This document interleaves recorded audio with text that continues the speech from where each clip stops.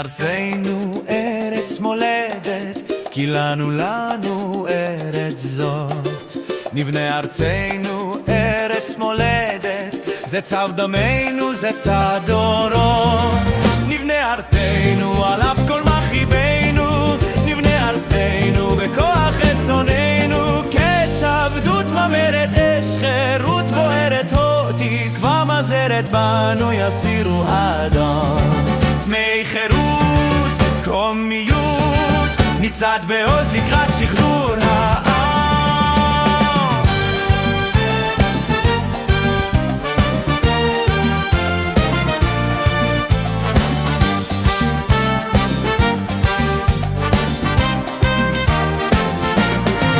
נקום נלך יחד קדימה, נקום נלך יחד קדימה, נקום נלך יחד קדימה, תקוות נצח דרכנו תאיר. כולנו אנו דגלי מחנה פוסע, כולנו אנו צלילי שיר דור בוקע, צליל מלב פצוע גיל בלתי ידוע שביל, עוד לא קבוע בנו יסירו הגם. ובצעדון וביטחון ניצת בעוז לקראת שחרור העם.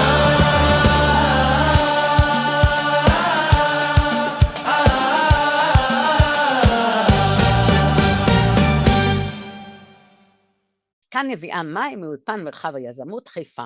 בוקר טוב. היום אנחנו עם טל אורנן. טל אורנן הוא איש מודיעין לשעבר, הוא פרשן פוליטי ביטחוני ומוזיקאי. הוא מוכר בעיקר בזכות הופעותיו התקשורתיות ועברו ביחידת 504.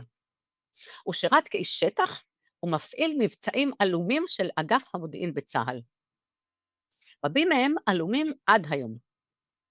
הוא מרבה להשתמש בניסיון המבצעי שלו כדי לנתח תהליכים פוליטיים וחברתיים בישראל ובמזרח התיכון.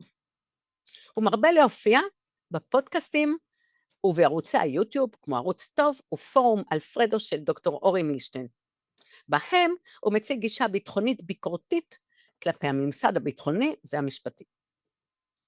לצד הקריירה הביטחונית, טל אורנן הוא מוזיקאי פעיל, שברקורד שלו מעל ל1,000 יצירות שחלקן שימשו פסקולים לסרטים ופרסומות. זמר, גיטריסט ויוצר פעיל, הפועל במסגרת ההרכב טל אורנן and the טל אורמנס. את טל אני מכירה מגיל 7 בערך. אמא שלו, ברכה אורנן, הייתה מורה מהוללת לפסנתר, והייתי אני זו החוצפנית, החצופה שהעזתי כמורה לפסנתר, לעשות איתה קונצרט תלמידים. ברקורד שלה 4 פסנתרנים בעלי קריירה עולמית, ושם התחיל טל את הקריירה המוזיקלית שלו. ביי. היום אנחנו בעניין אחר לגמרי, לא אחר לגמרי, עניין ביטחוני לגמרי, של ההסברה של מדינת ישראל. בחזון שלי שכל אדם יסביר את מדינת ישראל. ויש שאלת מפתח שיושבת לי מאוד מאוד על הלב. תמיד שאומרים הסברה, אומרים תעמולה, כאילו זה מזוהה, ואני חייבת לספר סיפור פצפון, לפני שהייתה עסקת החטופים שהחזירו את כולם, הלכנו לריקודים, ואני מספרת למישהו שאפילו לא יודעת עד היום אחרי 30 שנה, לא בא לרקוד לעשות קשרים, אלא ליהנות מהמוזיקה, שהאקדמיה שלי זה אסלאם, ומה מוחמד הראה לאנשים, לערוף ראשים, לאנוס נשים, לשחוט ולרצוח, אז הוא אומר, תפסיקי מה שהיה אז. היום אומרים, עכשיו רוצים לרצוח. אז אומרת איזו ילדה, ילדונת, ואומרת, אתה ימין או שמאל? אז הוא אומר, תגידי לי, על מה את חושבת? יש לנו בעיה עם ערבים, תעדבי ימין או שמאל. וזאת הבעיה, מישהו פותח את הפה, כבר מתייגים אותו ימין או שמאל, ולא מבינים שהסברה זה משהו שקורה לנו להתאחד כלפי חוץ, שנריב פנימה, זה גם לא כל כך כדאי, אבל בוא נגיד שלפעמים, לפחות כשאנחנו רבים, שנריב פנימה ולא החוצה.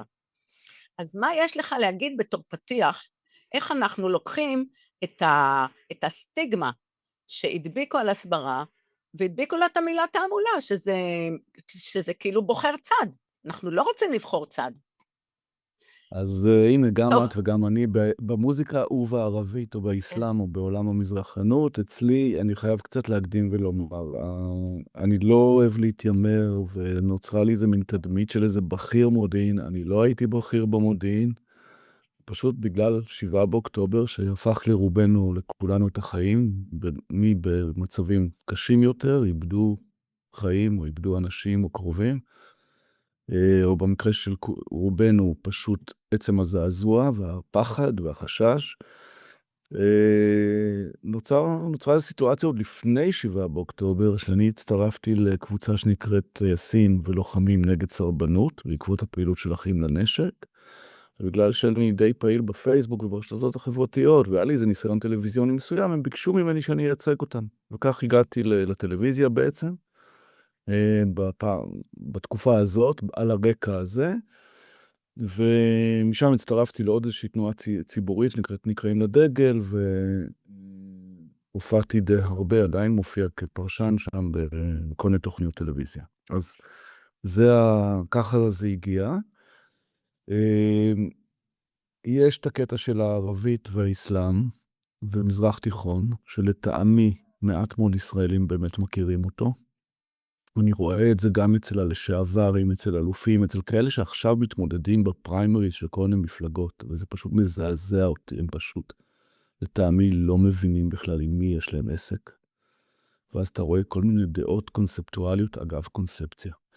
עכשיו, לגבי הסברה או תעמולה, אני בכלל לא אוהב לקרוא לזה לא הסברה ולא תעמולה. זה צריכה להיות תודעה. זו צריכה להיות זרוע תודעה של מדינת ישראל. זה חיל לא פחות חשוב מחילות צבא. והמשמעות שלה קמפיין מתמשך, בלתי נגמר, ברשתות החברתיות, בדיוק כמו שעושים לנו הקטרים לכל רוחב הפס, כדי לא להסביר, אלא לגרום לתודעה יותר חיובית לגבי הקייס שלנו. ולא להתבייש, ולא לומר את הדברים, והאמת היא שרק היום ראיתי את השגריר שלנו באום, דני דנון, מתמודד מול פרופסור, אני לא זוכר את שמו, מבקר את ישראל, וטוען שמה שאנחנו עושים עכשיו זה התאבדות, וגורמים למלחמת עולם שלישית, והוא התמודד איתו יפה מאוד, בצורה אסרטיבית, לא לפחד, להגיד את הדברים, ולא להתרגש מזה. לעשות את זה כמובן בשפה רהוטה, באנגלית ברוב המקרים, אבל גם בשפות אחרות, פשוט לא להתרגש. אין שום סיבה להתנצל ולהיות אפולוגטי. יש איזו דעה כזאת בנרטיב ישראל מתמקדת לעתים קרובות בעובדות ובנתונים, בעוד הצד השני מתמקד ברגש ובסיפורים. אנחנו שנים מדברים על ביטחון ולא מדברים על זכות. והיחידים שדיברו על זכות זה המשיחיסטים לכאורה מהציונות הדתית, או כל מיני חבר'ה כאלה שמתויגים גם בחברה הישראלית כקיצוניים וכדומה. אז סליחה, יש לנו זכות על הארץ הזאת, אני לא מתבייש בה, היא קיימת גם באזורים שאנחנו לא שולטים בהם אגב, ואין שום סיבה שאנחנו לא נממש את הזכות הזאת, ואם זה לא מוצא חן בעיני מישהו, שילך לשתות את המים של עזה, בדיוק כמו שערפאת היה אומר. חד וחלק. אני ראיינתי מישהו שהוא ארכיאולוג, ויש 300 כפרים בגליל שיש בהם שרידים של בתי כנסת.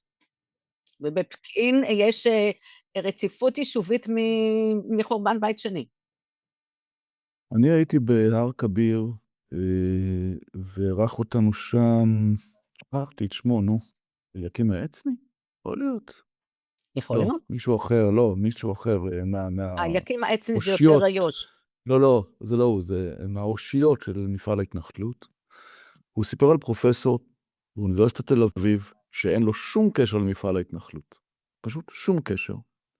איש שחקר ארכיאולוגיה והיסטוריה, והיה לחלוטין אפיקורס ומהז'אנר הזה של אלה שלא תומכים בעניין הזה. אבל המחקר שלו הוביל אותו לזה שהוא מזהה כפרים, אתרים שמזוהים עם התנ"ך ועם אתרים היסטוריים שמוזכרים בתנ"ך, והוא לא יכול היה לסתור את זה. וכשהוא פרסם את המחקר הוא כמובן קיבל ביקורות מזעזעות מהעמיתים שלו, מכיוון שזה לא טעם את האג'נדה, אבל הוא בא ואמר, אין מה לעשות, כל מה שאני מוצא, בסופו של דבר, תואם את זה, אני לא זוכר את הסיפור בדיוק, נדמה לי שזה היה קשור למזבח יהושע בהר עיבל, וזיהוי מזבח יהושע. הוא פשוט עמד מול הממצאים שלו, ואמר, אין מה לעשות, זה מה יש. ואני לא יכול כמובן לסתור את מה שאני מוצא. כי אני איש מדע בסופו של דבר, ולא, איך נקרא לזה, פוליטיקאי או whatever.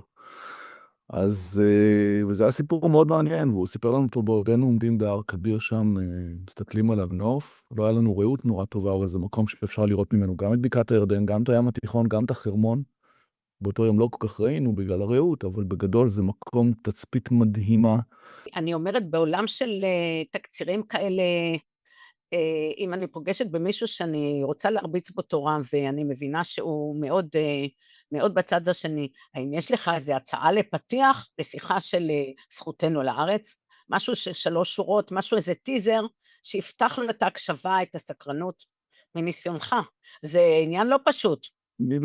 אני לא כך עוסק בזה, כי אני מתעסק בדברים אחרים, אז אין לי זה משהו מן המוכן. ואני גם אומר, יש ציבורים או אנשים שלא יעזור כלום. זאת אומרת, אפשר לדבר עד מחר. אם אני פוגשת דבר שמאוד מרתיח אותי, כי 3 הילדים שלי עשו שירות מציל חיים, פוגשת בן אדם שאומר לי, השרה הזאת לבשה חליפה בצבע גזר. הוא נסע ליממה אחת לארצות הברית וזה מה שחשוב, אז מה אני אומרת לטיפוס כזה? תראי, מהתמודדות ברשתות החברתיות, או אפילו הבוקר קראתי איזשהו פוסט כזה על מישהו שירד למקלט, מישהי שירדה למקלט, נקלעה באמצע הרחוב, ירדה למקלט ציבורי, והשיח היה בדיוק קלישאות כאלה. חלקן אגב, זה פשוט כל מיני קליק בייטס ששטפו את מוחם של אנשים עם כל מיני קמפיינים, אין להם קשר לאמיתות, אין להם קשר לכלום, ואנשים מדקלמים אותם. אנחנו נמצאים בסיטואציה שאנשים פשוט שטופי מוח, אני חייב להגיד, ומדקלמים מנטרות. אגב, זה קורה גם בימין, גם בשמאל, ואני מאוד מקפיד למשל שאני מחפש מידע, להצליב מידע ולוודא שהמידע שאני מביא הוא אמיתי ולהימנע מהקלישאות האלה. אבל אתה נתקל בזה, ואתה נתקל בזה ברמה שאנשים מאוד אינטליגנטים במקצועם ובחיים בכלל, נכנסים למוט הזה, שבו הם פשוט אומרים את הדברים האלה כמו אוטומט. אתה מרגיש שאתה ממש מדבר עם זומבי. אתה מדבר עם אדם שמוחו נשטף, והוא מדקלם את המנטרות האלה, והדוגמה שלך אולי אפילו פחות מוצלחת, אבל דוגמה קלאסית זה משפט הצוללות. סיפור הצוללות. עכשיו, לא יעזור מה תסביר לו עובדתית. לא יעזור כלום. הוא שם. זאת הייתה החלטה אחת המבריקות בעניין הצוללות. יש פה הרבה ניואנסים, אפשר לדבר על זה, אבל זה לא נושא הפודקאסט, אז אני לא רוצה להיכנס לפרטים, אבל סתם דוגמה לעובדה. המצרים היו צריכים לקנות צוללות. הם יכלו לקנות אותם מצרפת, הם יכלו לקנות אותם מדרום קוריאה, והם יכלו לקנות אותם מגרמניה. אנחנו קונים צוללות מגרמניה. מה עדיף, שנדע מה יש למצרים, או שלא נדע מה יש למצרים? עכשיו, מעבר לזה היה לנו גם אינטרס. הצוללות האלה מלוות ספינות שלוקחות גז שאנחנו מוכרים למצרים, המצרים מנזילים את הגז הזה ומוכרים אותו לאירופה. אנחנו ככה מסייעים לכלכלה המצרית שמצבה מאוד רעוע, ותולים את המצרים בנו. וזה אינטרס ישראלי. האנשים האלה אפילו לא מודעים לפרטים האלה. וכשאתה אומר להם את זה, לפעמים העיניים אפילו לא נפתחות, כי הם ישר הולכים לטיעון הבא. זה הזומביות שבעניין. תקפת להם את הדבר הזה והם הבינו שפה משהו לא עובד, אז הם ישר קופצים לקלישאה הבאה, שרצה להם כבר שנים ברשתות. ואי אפשר להתמודד עם זה. זה לא קשור אם אתה תומך בנתניהו, לא תומך בנתניהו, תומך בימין, תומך בשמאל, רוצה ארץ ישראל השלמה, רוצה חצי ארץ, זה ממש לא משנה. זה שטיפת מוח שקשה מאוד להתמודד איתה. אז אני אגיד לך 2 דברים, האקס שלי היה בכיר באלביט, כמעט הגיע להיות מנכ"ל אלביט, היה 2 שכבות מתחת, והוא היה הולך עם משפטן עם זכות חתימה, והרעיון היה לתלות את מי שאנחנו מוכרים לו נשק, לתלות אותו עלינו מבחינת המידע, ולהיכנס לו לעצמות, למכור לו פחות כלים, ולמכור לו בדיוק את מה שאנחנו יודעים שאנחנו רוצים לקבל ממנו בחזרה, ושהוא יהיה חלק עם הלשון בחוץ, לדעת מה שהוא צריך לדעת ולשאול אותנו כל פעם שאלה, ברור, ככה אתה תולה לקוח. אנחנו נחזיק את השליטה בעניין. זו הייתה קונספציה באלביט, לא רק באלביט, גם ברפאל, הוא גם היה בכיר ברפאל. יש לקונספציה הזה גם היגיון מסחרי, והוא קיים בהרבה מאוד חברות. אפשר לתת לזה דוגמאות הרבה יותר פשוטות. סתם דוגמה הכי פשטנית, קחי מדפסת שאת קונה אותה בגרושים, אבל את תלויה בדיו שלה, הספציפי, ושם הרווח בכלל, לא במדפסת. או מכונת נספרסו, המכונה תיתנו לך בחינם, רק שתקני את הנספרסו, כי את מתמכרת ואת קונה באופן קבוע. זה דוגמה שיווקית קלאסית. עכשיו, פה בעניין של מערכות נשק, אני מניח שיש לזה גם סיבות אחרות, כי החברות האלה הן גם חברות ישראליות. אז יש להם גם מחויבות, אני מניח, אני לא אומר את זה בוודאות, אבל אני מניח שיש להם מחויבות לעליונות ישראלית, ולא לא להעביר כל סוד לכל מדינה. ולכן, ברגע שזה מבוסס גם תוכנה וכו', אז אני מניח שמוכרים רמות שונות של יכולות למדינות שונות, בהתאם למדינה. כדי למנוע יכולות יותר גבוהות, זה כאילו לזרוק סוג של עצם. ושומר עליונות ישראלית, נקודה. נכון, שאלת השאלות, המצב כל כך מייאש, שיש המון פייק ניוז. אשתו של מנדני, היא אמרה שהאונס של האנשים ב7 באוקטובר זה המצאה, וזה האשמת שווא, ואיך אנחנו פורצים את המעגל הזה, שהכל אנשים מדקלמים. אני כשהתייחסתי קודם, התייחסתי למה שקורה בארץ, עם המחאה וכו', אבל כשאני מדברת על חו"ל, יש התפרצות אנטישמיות מטורפת, כל מי שנמצא למשל ברשת ה-X, לשעבר טוויטר, רואה את זה. ברגע שאתה נכנס ליוזרים שהם בשפות אחרות, באנגלית בעיקר, אתה רואה מתקפות של אנטישמיות בלתי רגילה, מטורפות לגמרי. אני נוטה להתייחס לזה בסוג של סרקזם, לפעמים לענות בסגנון של We know where you are, we'll find you וכאלה. אבל עוד פעם, א', זה גם יוזרים שתמיד מסתתרים תחת איזה פסאודון, הם בחיים לא יהיו יוזרים מזוהים. זאת אומרת, אני בטוויטר, באקס, אני מזוהה בשמי. אפשר לזהות אותי גם בפנים וגם בשם. אתה גם לא יודע אם הם לא בוטים לפעמים. לפעמים אפשר לזהות את זה, כי יש להם רק 4 followers, או הם עוקבים אחרי 3, אבל הרבה פעמים זה בוטים שיש להם כבר יותר, והם פשוט בוטים, אוטומטיים, מופעלים בצורה אוטומטית. אז אפשר להסתפק בגישה של שב ואל תעשה? אותי זה מקומם, אני בן אדם מעורב מטבעי. הטכניקות צריכות להיות אותן טכניקות. אם יש רשתות של בוטים, של אלפי בוטים, שמפעילות אינפורמציה, וזה קיים האוטומציה הזאת, גם אנחנו צריכים להפעיל את זה. עכשיו, יש פה את חוק המספרים הגדולים, לא יעזור. כשמדינה כמו קטאר משקיעה מיליארדים בתעמולה אנטי-ישראלית, אז יש לזה תוצאות. ראינו זה בקמפוסים בארצות הברית, עד שזה נעצר לאחרונה, לפחות ברמת התקציבים, כי טראמפ פשוט שלל תקציבים מהאוניברסיטאות, מהאייבי ליג, היכן ששם זה קורה. ופיתרו את הדין של הרווארד.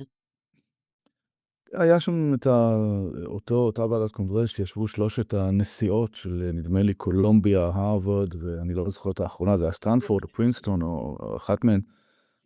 והמשפט הזה המפורסם שזה it's out of context, כאילו בקשר לאמירות אנטישמיות, ואז היה גם איזה סשן עם אלי סטפניק שממש תקפה אותם בעניין הזה, וזה משהו שהוא בארצות הברית לפחות קיבל איזושהי רגרסיה, אבל עדיין ברשתות החברתיות אתה רואה דברים מטורפים לגמרי, ממש.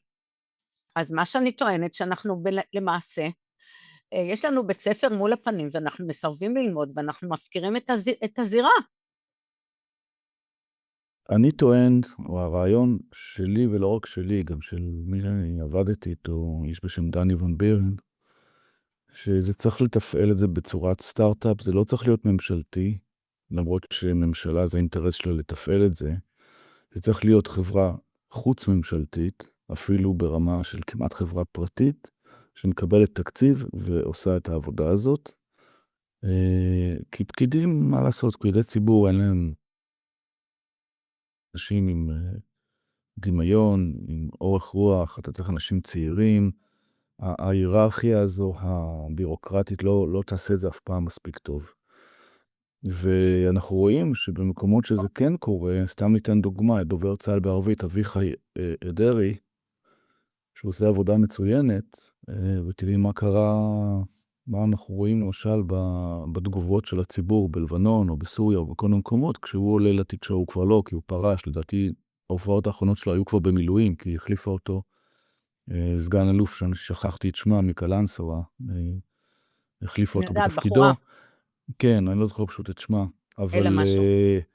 אבל הוא עשה עבודה מצוינת עד כדי כך שהוא היה, גם קיבל המון אמון על ידי אותו ציבור שאותו הוא מפנה מהבניינים בדחיה או בכל מיני מקומות, וממש אימת האויב שלנו, כי כשהוא עולה ופתאום אומר, תפנו את הכפר הזה, הם מפנים כי הם מאמינים לו, שעוד שנייה אנחנו מפציצים שם.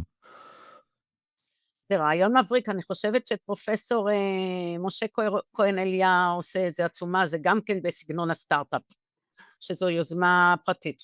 משה, אני מכיר אותו. הוא, צריך להבין, הוא היה מתמחה, והוא היה בתנועה לזכויות האזרח. כלומר, הכי שמאל שיכול להיות. והוא אגב יליד חיפה. רק תמיד הוא צוחק, שהוא אומר, בניגוד אולי לנו, שגדלנו קצת על הכרמל, ואנחנו ככה עדינים ונחמדים, הוא גדל בשוק תלפיות. כן. שם אתה יוצא לרחוב, אתה צריך ישר מרפקים או אגרופים, אחרת אתה לא תשרוד. וצחקנו על זה, שאנחנו מאותו כפר, אבל בעצם כפר שונה לגמרי, למרות שזה אותה עיר. כפר תודעה שונה לגמרי. ומשה לאט לאט שינה את טעמו, כי הוא, הדבר הראשון שהיכה בו, זה שהוא היה מעורב בניסיונות פשרה בבית הנשיא, לגבי הרפורמה המשפטית, ובשיחות איך נקרא לזה, פשרה שמה. והוא אומר חד משמעית, והוא היה חלק מהמערכת הזאת, שנבין. הוא אומר חד משמעית, מי ששם רגל להצלחת הגעה לפשרה בנושא הרפורמה המשפטית, זה החונטה המשפטית. זה בא בהוראות ישירות מאהרון ברק ואסתר חיות, והם לא נתנו לזה לזוז ולא נתנו להגיע לשום סיכומים, כי הם לא רוצים לוותר על הכוח שלהם. וזה הפך אותו למתנגד ולאנטגוניסט למה שהוא קורא היוריסטוקרטיה, והוא נלחם בזה בכל מאודו, והוא טוען שאין ברירה אלא לייצר סנקציות על האישים האלה. אני רואה שהוא כרגע עדיין מתקשה להגיע ל100,000 חותמים, כי יש אנשים ימניים למשל שטוענים שזה שיטות של שמאל, למרות שהוא כאילו עושה את זה בצד הזה. עצם הכנסת גורם זר היא לא לרוחם, הם לא אהבו שהם הלכו עם כרזות בקפלן של ביידן סייבס, וגם התערבו עם סנקציות נגד אנשי צו 9 וכל מיני מתנחלים וכו'. לא רוצים להשתמש באותן שיטות. אני לא בטוח לגבי הנכונות של העניין. גם אני לא אוהב לפנות לפריץ, אבל אנחנו נמצאים במערכת משפטית שהיא לחלוטין סגרה את עצמה, אין שום דרך לנצח אותה בתוך המערכת. שום דרך. אני נאלצתי ללמוד, אני הגעתי למצב שאת חוק השב"כ למדתי בעל פה. כי מה שהם עשו שם זה היה אבסורד, אני אגב ראיינתי את דוקטור יעקב בן שמש, שהוא מנתח את זה בצורה מופלאה, אני ממליץ להפנות לרעיון, זה בערוץ טוב, הוא ראיינתי אותו באולפן, והוא מסביר את כל הסאגה הזאת של רונן בר עם התצהיר שהוא הגיש, וזה פשוט מטורף לגמרי מה שהם עשו שם, בניגוד מוחלט לחוק, ובגלל שהם לא יכלו לפסוק לפי החוק, אז הם הלכו לפרוצדורה, ומה שהם עשו זה ממש סיבוב על כולנו, כאשר למעשה מנוגד לחלוטין לחוק, לתקנות, לפסיקה, לכל דבר. וכשהם אומרים, למשל, ניתן דוגמה, ואני בטוח שיהיו כאלה שלא יאהבו את הדוגמה הזאת, אבל סעיף 3ג נדמה לי אומר, אני לא זוכר אם זה 3ג או 4א כרגע, ואני יכול להסתכל, אבל בפירוש אומר שראש השב"כ נתון למרות הממשלה וראש הממשלה. והסיבה היא שזה ארגון חשאי חמוש, והסעיף, עוד פעם, אני לא זוכר איזה מהם, גם אומר שניתן לפטר את ראש השב"כ אפילו בסבב טלפוני. חיים רמון אחרי זה כתב על זה מאמר, כי הוא היה בוועדת חוץ וביטחון כשהם עשו את החוק. קראתי, כן. ואמר ניתן בגלל שזה ארגון חמוש, לא משנה, מספיק שהאף שלו לא מוצא חן בעיניך, אתה יכול להעיף אותו. כי הסכנה במדינה דמוקרטית שראש ארגון חמוש יבצע הפיכה, היא בלתי נסבלת, ולכן מותר לפטר אותו. וכך החוק, אין בו שום סייג לנושא הזה. ופה בא לך ראש ארגון חמוש, רונן בר, שכשל ב7 באוקטובר, ומשחק משחקים ולא נותן לפטר אותו. ובית המשפט תומך בסיפור הזה, ועושה סיבוב שלם. שהוא פשוט מדהים. של אני לא זוכר את פרוצדורה, הפרטים זה לא המדויקים. שזה תוכן בכלל. כן, כן, כן. זה המקום הבטוח שלהם שיכולים והם להמציא. יצאו ודקלמו להם בקמפיין, הוא צריך לסור לממלכה ולא לראש הממשלה. חבר'ה, תסתכלו על החוק. החוק אומר ממשלה וראש ממשלה, תקראו את החוק. החוק מאוד ברור. והוא לא סתם ככה. כי זה ארגון שנועד לשמש, לא כדי לסכן כמו להפוך לאיזה ארגון טוטליטרי, אבל חלק תפקידיו זה גם טיפול בפחד, פעילות רבנית עוינת, וגם חתרנות נגד השלטון. עכשיו, חתרנות נגד השלטון זה לא איזה ילד שהולך להפגין בקפלן עם איזה דגל. ברור שאנחנו לא רוצים איזה מדינה דמוקרטית, זה אנשים שבפירוש מייצרים הפיכה. והם מדברים לשיטתם, ממלכה זה הרי הבחירות. אז לא. גם השימוש במילה ממלכה...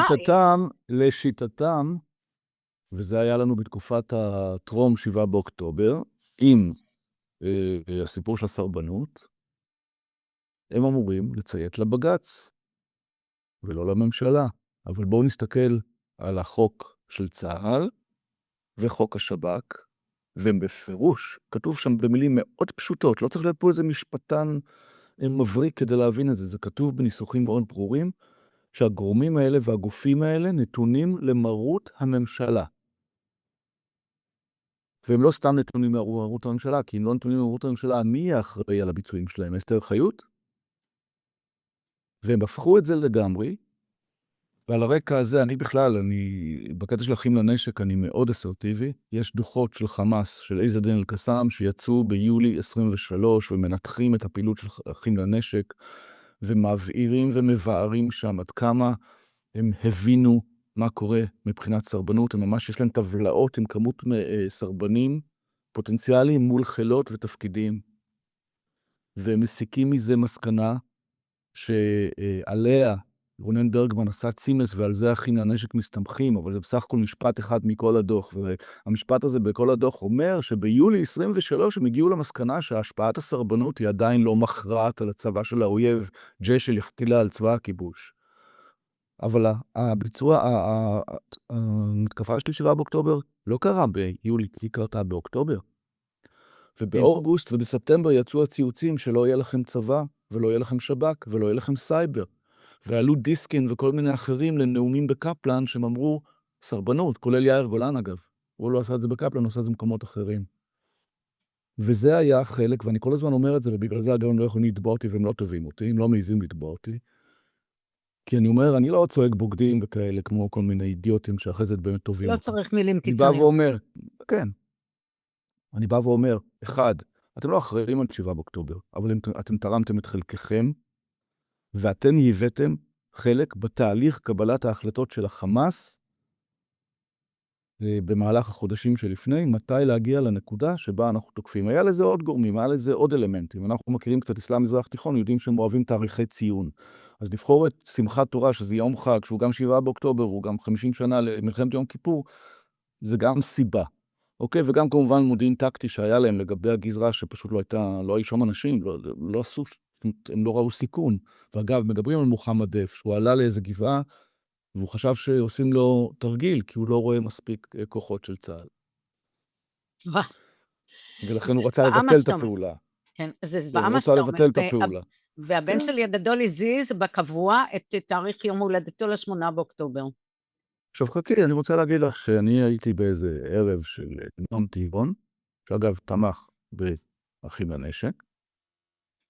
יש לי סיפור ארוך, אני אספר סיפור ארוך פה. אחים לנשק, בדקה שהם הבינו איפשהו באמצע הבוקר של 7 באוקטובר, שהם בבעיה, אז הם מתגעו את עצמם מחדש והקימו עמותה חדשה שנקראת החמ"ל האזרחי. יש להם שתי עמותות, יש אחים ואחיות לנשק ויש החמ"ל האזרחי. ומאז, עד 7 באוקטובר הם תמכו בסרבנות, הם קראו לזה הפסקת התנדבות כמובן, ומ-7 באוקטובר על צהריים עסוקים בהלבנת העניין הזה ואיך הצלנו את המדינה. זה הקמפיין. והם הקימו את החמ"ל שלהם וסיפקו פה וסיפקו שם, ויש גם אומרים שהם סיפקו תרומות של אחרים ושמו עליהם את המדבקות שלהם וכו' וכו'. יש לנו גם וידאוים שהם הגיעו לפעמים לבסיסים של צה"ל, והחיילים אמרו להם תעופו מפה, אנחנו לא רוצים לראות אתכם בכלל. עכשיו, אה, אני אתאר לך את הבוקר של 7 באוקטובר. ב-8:17 יש עוד ציוץ בקבוצה שלהם, שבהם יש איזה טייס שמתלבט אם לצאת או לא לצאת, והוא אומר להם, אני יוצא, מה שקורה פה לא נורמלי, אני יוצא. אתם תעשו מה שאתם חושבים. זה איזו קבוצה של, לא יודע אם אחים לנשק, אבל קבוצה של טייסים או של אנשי חיל האוויר. ב-1:53 או 1:57 אהוד ברק מוציא ציוץ. יש לי אותו מצולם. בציוץ הזה אני לא מצטט אותו במדויק, כי אני לא זוכר את הניסוח המדויק, אבל הוא בגדול אומר, למרות החשיבות של המחאה וכו' וכו', על כולם לצאת עכשיו ולהתגייס למען המטרה, כי אנחנו נמצאים במלחמה וכו' וכו'. ב-1:57. אורן סולומון, טל אורן סולומון, שהיה אחראי על התחקירים באוגדת עזה, אומר כדבר הזה. עד 12, אז זה התחיל ב-6:29, זה אגב התחיל לפני, אבל לא משנה. אני יודעת. מ-6:29 עד 12 נרצחו ונחטפו 80% מהחטופים והנרצחים. עד שעה 1 נרצחו 90% מהחטופים והנרצחים. הטוויט של ברק הוא ב-1:53 או 1:57, אני לא זוכר, אני יכול לבדוק את זה. ומאותו רגע אנחנו מצילים את המדינה. זה הקמפיין, קמפיין הלבנה. אחים לנשק קיבלו על החמ"ל האזרחי פרס בבית הפלמ"ח, בית יגאל אלון, פרס יגאל אלון בבית הפלמ"ח. בוועדה של הפרס ישב צור אלון, שהוא נכדו של יגאל אלון, והוא חבר הנהלת אחים לנשק. נועם טיבון היה יו"ר ועדת הפרס. אני הלכתי בשלב, ושני בתים ליד ביתי היה חוג בית של נועם טיבון, שמתמודד על הנהגה על יש עתיד. אוקיי? והגעתי, שמעתי את הסיפור שלו, ושתקתי, וישבתי שם עם כל האנשים שהגיעו, שמן הסתם הם אוהדים. ובסוף, בשלב של השאלות, הרמתי את היד ורציתי לשאול אותו שאלה. שאלתי אותו, תגיד לי, מה היית עושה בתור מפקד בכיר? היית ראש, אני לא זוכר אם הוא היה פיקוד העורף, או, סליחה, לא, ראש, איך זה נקרא לזה? היבשה, נו, שכחתי את השם הרשמי. אם 200 מג"דים היו אומרים לך שהם לא באים למילואים. אז התשובה הראשונה שלו הייתה, זה לא יכול לקרות. והתשובה השנייה שלו זה שאלה פרובוקטיבית. אם אני לא פרייר, ידעתי שהוא בטח לא יוצא לענות לי והתחמק. אז אמרתי, חברים, יש דוח של המודיעין הצבאי של עז א-דין אל-קסאם ב-23 ביולי.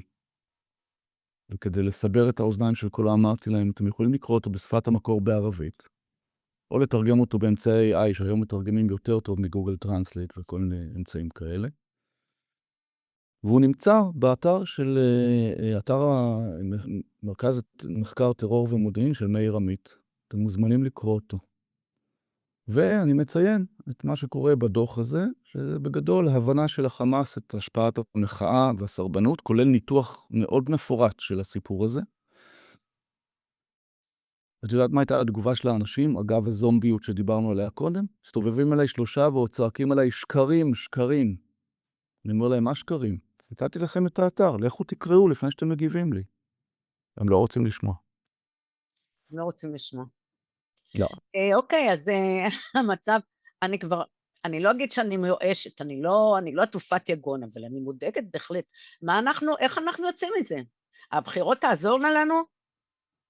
אנחנו נצליח לפטר את היועמ"שית? פה אנחנו נכנסים לאיזה מקום פוליטי, כי הבחירות חזרנו לנו עם אנשים, דוגמת הלשעברים, רק הבוקר, את יודעת, רק בוקר אני יושב באולפן, והעלו איזו דוגמה של ישראל זיו, מדבר על אסטרטגיית היציאה, שעתיים בערך אחרי שהתחילה המלחמה עם איראן. כן. את השטות הזאת, הביטוי הזה המטומטם. ואני טוב, לא מסתכל נהיה על זה, בפוליטיקה. מה אני ביום לא, יום? אבל עזבי פוליטיקה, אני מסתכל על זה ואני אומר, עם כל הכבוד, כמה שטויות אפשר לשמוע. עכשיו, זה בן אדם שטעה בתחזיות שלו, חזור וטעו עשרות פעמים לאורך 3 שנים האחרונות. הוא אומר דבר בטלוויזיה, ואחרי שעתיים קורא הדבר הפוך. איך נשבור את הזומביות הזאת? רק דור חדש, אחר, נקי מחשבה, שמסוגל להסתכל על העובדות ועל דברים כמו שהוא, ולא מגיע באופן של חבר מביא חבר. זו הדרך היחידה לדעת. ואולי אתה ואני, או סתם, אני וחברה שלי שהיא חולת המדינה ודואגת כמוני שתהיה פה מדינה יהודית שתהיה מקלט לעם היהודי להרבה שנים, לא לי, אלא לנכדים שלי ולנכדים שלהם. אולי נפתח סטארט-אפ, אולי נעשה... תשמעי, יש איזו דוגמה רק משלשום נדמה לי, כתבת הארץ יעל פרדיסון, הייתה ידיעה שפתחו את הרישיונות לנשק לתושבי ירושלים, כן. היהודים. אז היא שואלת, איך זה אין שוויון בעניין הזה ולא פותחים את זה גם לערבים? ראיתי את הפוסט הזה, טוב. המטומטם. כן. עכשיו, אני מודה שפה יש לי שאלה קצת יותר מורכבת, כי יש גם במגזר מין פסיפס של אנשים, שחלקם כן אולי הייתי נותן, שגם, אגב, יש לחלקם, הם אנשי ביטחון והם משרתים, ואני לא חושב שהם יהפכו עלינו קנים. יש במגזר אנשים שתופסים את עצמם כחלק מהארץ, אני מכיר אותם אישית. אז אני לא רוצה להכליל, אבל מזרח ירושלים, לתת נשק, תגידו, אתם השתגעתם לגמרי. אז זה הגישה. אני אגיד לך, את יודעת מה? יותר מזה, את רואה את הארץ עם ההתראות של האזעקות, אז איך יהודה ושומרון כתובים בארץ? כתוב בגדה המערבית. הם משרתים להם את ההסברה, זה מה שאני אומרת. יש פה טרלול, איך אנחנו שוברים את הטרלול הזה? איך בשפה יומיומית אני שוברת את הטרלול הזה? יש לי צ'אנס? כן. החברה שלי התחילה לשים לב, החברה שלי שאני מדברת איתה שבוע גרנו באותו חדר כשלמדנו באקדמיה למוזיקה, התחילה לשים לב מה היום מה שהיא עושה. זה אחרי שנתיים שאני זורקת פה מילה ושם מילה, הצלחתי. מה, אני יכולה לעבוד על כל אחד שנתיים? מה אני עושה? בשיחות פשוטות, יומיומיות. היה איזשהו נקודה שבה פתאום ירד האסימון לכל מיני אנשים שלחלוטין לא היו מוכנים לשמוע, זה היה בשלב של הסיפור של הפצ"רית. פתאום הבינו שמשהו פה לא נורמלי. משהו פה לא מסתדר.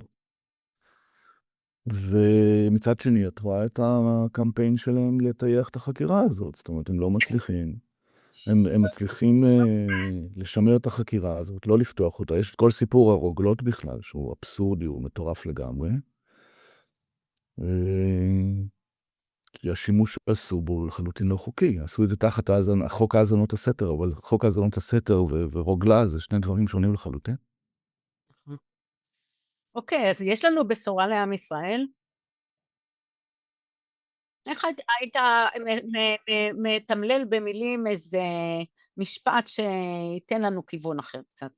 נגד הפייק ניוז, נגד המיליארדים שמושקעים אני חושב מכת שיש דבר יותר חשוב, שזה המלחמה.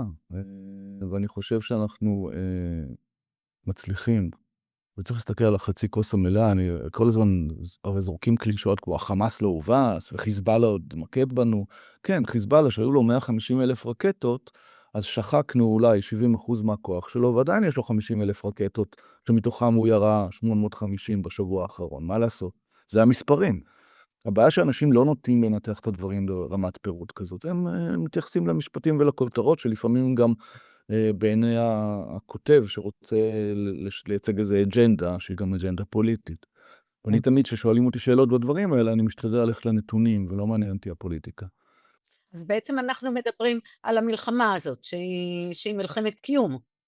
אז קודם כל, אני חושב שבאיראן אנחנו מצליחים מאוד. יש את השאלה האם המשטר ייפול או לא ייפול, אני לא בטוח שהוא ייפול מחר בבוקר בעוד שבועיים, אבל זה בהחלט יכול להתחיל איזשהו תהליך. אני הפניתי הבוקר אנשים לצפות ברעיון של לינזי גראם אצל שון הנטי בפוקס. לינזי גראם מגדיר את זה בצורה מאוד מדויקת, וצריך להבין שהוא יושב על אוזנו של טראמפ, וממשל טראמפ, ככה הוא רואה את הדברים. למרות כל הזמן מדברים על טראמפ, שהוא אומר דברים הפוכים, הוא אומר אותם כי הוא מנסה לשמר איזשהו ערפל קרב, אבל תסתכלו על מה שהוא עושה. ומה שהוא עושה זה בדיוק מה שלינזי גראם אומר. וצריך להבין מה הלך פה. וויטקוף וקושניר באו לפגוש את הרקצ'י, הרקצ'י אמר להם בלי בושה, יש לנו חומר מואשר ב-60% ל-11 פצצות אטומיות, ובפועל מה הוא אומר בדבר הזה? הפרנו את כל הסיכומים של ההסכמים, זה מה שהוא אומר. ומפה אתם מתחילים, ומה שלא תוכלו לקחת מאיתנו במסע צבאי, לא תקבלו מסע ומתן. אז קושניר וויטקוף הסתכלו אחד על השני, הלכו בפגישה השלישית, עשו אחורה פני ושלום, זו מלחמה, זה קאסוס בעלי. ולמה זה קאסוס בעלי? לינזי גראם מגדיר את זה. זה משטר פנאטי, אסלאם או נאצי, שאין לו מעצורים, אנחנו רואים את זה גם עכשיו כשהוא מפציץ 13 מדינות. ואגב, מדובאי עכשיו בורחים בדיוק ראיתי כתבה לפני הפודקאסט, איך מדובאי בורחים אנשים ומוכרים את הדירות שלהם. אני בכלל נורא לא אהבתי כל הישראלים האלה שירדו לדובאי לעשות שם כסף ולחיות ולקנות שם דירות. אמרתי, מה יש לכם לחפש במקום הזה בכלל? אתם לא מבינים לאן אתם הולכים, והנה אנחנו רואים לאן הם הולכים, והם בורחים משם. והמשטר הזה, אם היה לו את האחת פצצות אטומיות, הוא לא היה מהסס להשתמש בהם. אני אגב חושש, דיברנו על זה הבוקר, שהוא עלול להוציא מהמחסנים נשק כימי בצר לו. עלול, אני לא רוצה להביא ציבור, אבל אני... כן. לא חשוב, אתה מדבר היגיון, כי בעצם אנחנו צריכים לדבר על צדקת המלחמה, ומה היא תורמת לנו לאורך זמן, ומה היא תורמת לעולם לאורך זמן. אנחנו סוג של היד המבצעת. טוב, אותו דבר גם חיזבאללה, האמריקאים רואים עין בעין, הם נתנו ללבנונים שנה לפרק את החיזבאללה, הם לא פרקו את החיזבאללה, ויש לנו קארט בלנש לפרק את החיזבאללה. ולגבי חמאס, חמאס בחוכמתו הבין שאם הוא יצטרף, מיד להיכנס ונחסל אותו, אז הוא הודיע שהוא לא מצטרף. הוא עדיין יושב במובלעת הזאת, אבל בואו נראה את תוצאות המלחמה עד כה. אני אומר עד כה כי הן לא סופיות. אנחנו יושבים ב-53% מהשטח, אנחנו יושבים בשטח השולט, ואנחנו בכל עת יכולים להכניס את הצבא ולחסל את המובלעת הזאת של חמאס, וזה מן הסתם כנראה יקרה. זה פשוט קורה בטור, זה קורה בשום שכל ובשיקול, וכל אלה שקופצים בראש, והיו לא מעט שקפצו בראש, אני פרסמתי איזה, את יאיר גולן, לפני איזה חצי שנה, מוציא איזה וידאו, שנתניהו לא מבין את האמריקאים, והוא לא החזיר את החטופים, והוא במשבר עם האמריקאים, והוא לא ייצר קואליציה נגד איראן, והיום כשאתה רואה את הוידאו הזה, אתה פשוט יושב ומגחך, עד כמה האיש הזה קפץ בראש. אז יסלחו לי אוהדיו של יאיר גולן, אבל אני לא מחזיק ממנו, מה לעשות?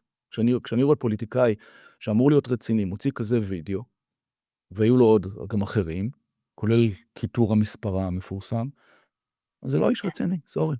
זה לא איש רציני. אוקיי, טל, אני...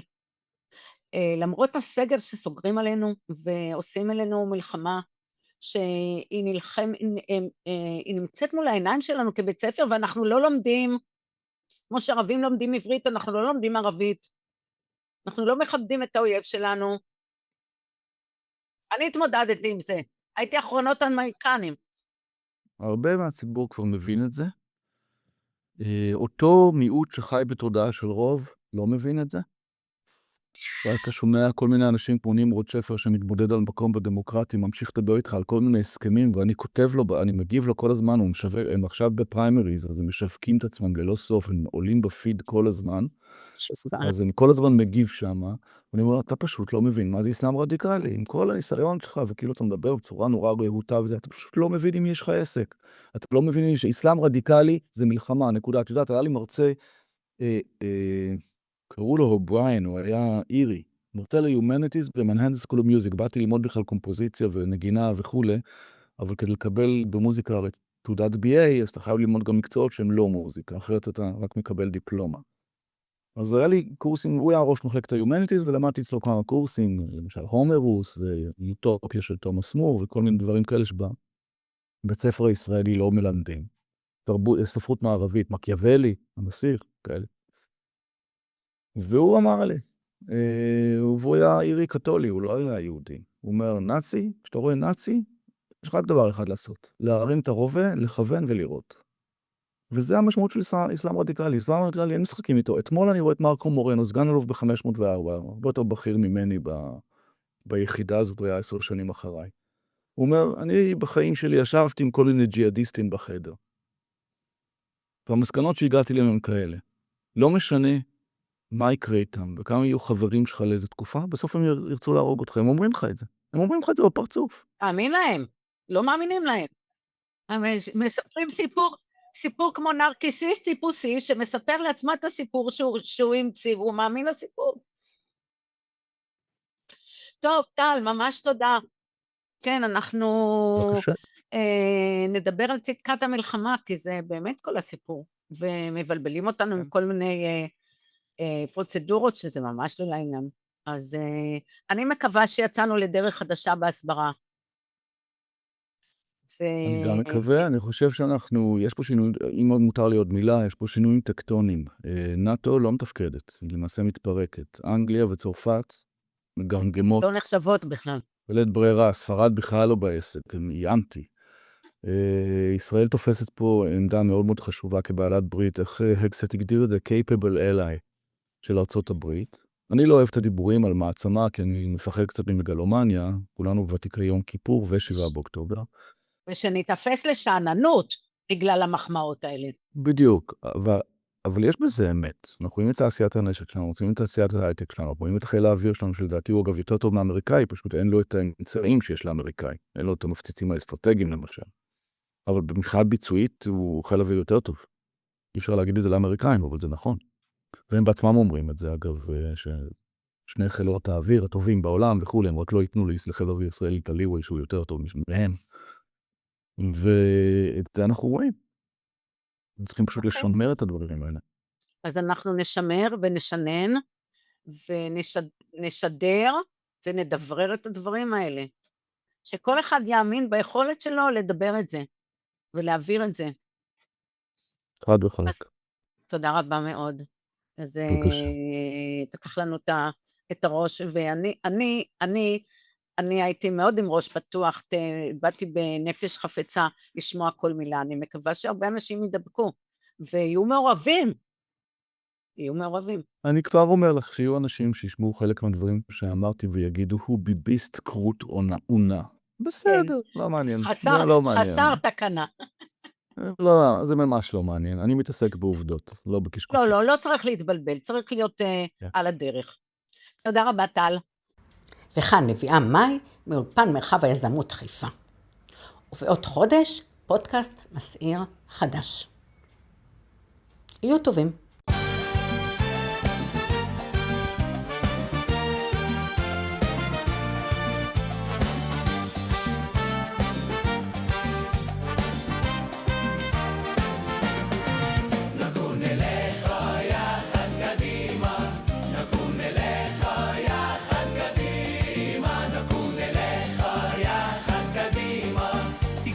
נצח דרכנו תאיר, כולנו אנו דגלי מחנה פוסע, כולנו אנו צלילי שיר דור בוקע, צליל מלב פצוע גיל בלתי ידוע שביל, עוד לא קבוע בנו יסירו הדם, ובצעדון וביטחון נצעד בעוז לקראת שחרור